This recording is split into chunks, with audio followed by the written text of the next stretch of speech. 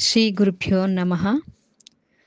పాషాండినః పాపరతః నాస్తికా భేదబుద్ధయః శ్రీలంపటా దురాచారః కృతజ్ఞాపకవృత్తయః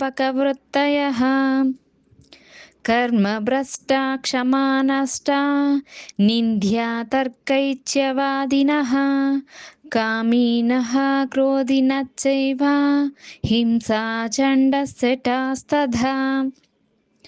జ్ఞానలుప్తాచ్చ కర్తవ్యా మహాపాపస్తథా ప్రియే ఏభ్యో భిన్నో గురుసేవ్యా ఏకభక్త్యా విచార్య చ.